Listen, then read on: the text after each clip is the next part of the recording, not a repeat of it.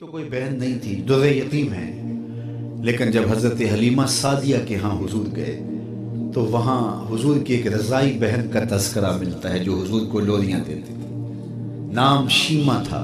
तो शाम के वक्त जब ख़वातीन खाना पकाने में मसरूफ़ होने लगती तो बहनें वीर उठा करके बाहर ले जाती।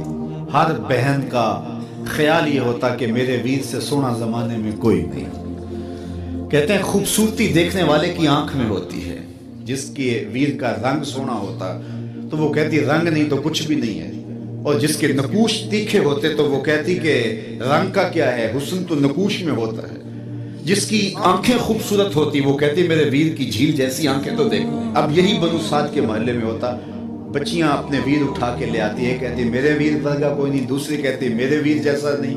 इतने में हज़रत शीमा अपना वीर मोहम्मद उठा के ले आते और दूर से कहती नहीं मेरा वीर भी आ गया। तो सबके सर झुक जाते थे, कहती नहीं नहीं नहीं नहीं शीमा तेरे वीर का मुकाबला तो नहीं ना, हम तो आपस में बात कर रही हैं। और फिर जब किसी बहन के वीर को मुतफिका तौर पे सारी कह दें कि तेरा वीर ही सोना है तो फिर उसका फख्र तदीदनी होना, फिर उनका ज़ौक़ आसमान को छूने लगता।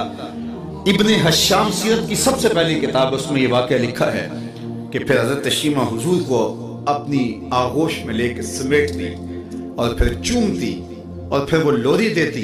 और वो लोरी के लफ्ज़ भी लिखे हैं, रब्बना अब के लना मुहम्मदा हत्ता अराहु याफ़ियम व अमरदा। अल्लाह मेरे वीर मोहम्मद को सलामत रखना। आज ये पालने में बच्चों का सरदार है, कल वो लम्हे आए जवानों का भी सरदार। और फिर झूम जाती और क्या खुशी उनकी दीदनी होती। और फिर वो मंजर भी आया कि हुजूर अलैहिस्सलाम मक्के चले गए और ये जवान हुई और फिर उनकी शादी किसी कबीले में हो गई। आका करीम ने ऐलान नबुव्वत किया, 13 साल का वक्त कटा और फिर हुजूर मदीना शरीफ चले गए। जब गज़ावात का सिलसिला शुरू हुआ तो जिस कबीले में शीमा का निकाह हुआ था उस कबीले में मुसलमानों के साथ टकराव हुआ तो अल्लाह ने मुसलमानों को फतह अता कर दी। तो इस कबीले के लोग कैदी हो के हुजूर अलैहिस्सलाम के गुलामों के हाथों गिरफ्तार हैं। तो ये अपने कैदियों को छुड़ाने के लिए कबीले के सरदार एक एक घर से फिदिये के लिए रकम जमा कर रहे हैं। चलते चलते शीमा के घर भी पहुंचे जो कि एक उम्र का हिस्सा गुजार चुकी थी और जाके कहा कि इतना हिस्सा आपका भी आता है। कहा किस लिए? कहा वो जो लड़ाई हुई है इतने हमारे बंदे गिरफ्तार हो गए तो उनको छुड़ाना है। तो चलते चलते बातों में किसी के लबों पे हुजूर का नाम आ गया।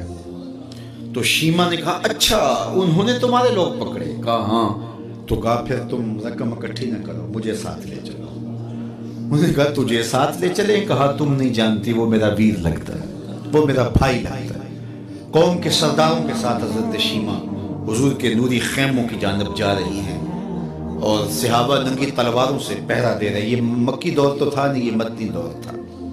और शीमा कौम के सरदारों के लेके जब आगे बढ़ने लगी ना तो सहाबा ने तलवारें सोन दी। रुक जा ऐ देहाती औरत, जानते नहीं आगे पूछा रसूल है, आगे बगैर इज़्न के जिब्रील भी नहीं जा सकते, तुम कौन हो?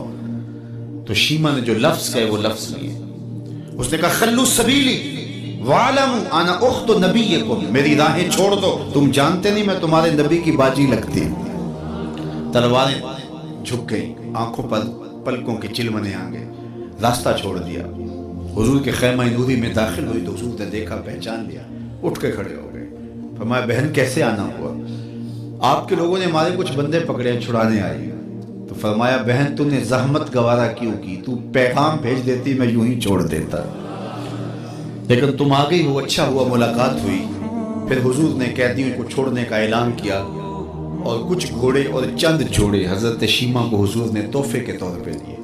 वीरों के दरवाजे पर बहनें आए तो वीर खाली तो मोड़ा नहीं करते, तो हुजूर ने बहुत कुछ अता किया। और फिर रुखसत करने खैमे से बाहर आए तो सहाबा की जमात मुंतज़िर थी। फरमाया सहाबा जब मैं कैदी छोड़ा करता हूँ मेरी आदत तुम्हें मालूम है कि मैं पहले तुमसे मुशावरत किया करता हूँ। आज ऐसा मौका आया कि मैं तुमसे मुशावरत भी नहीं की और कैदी भी छोड़ दिए।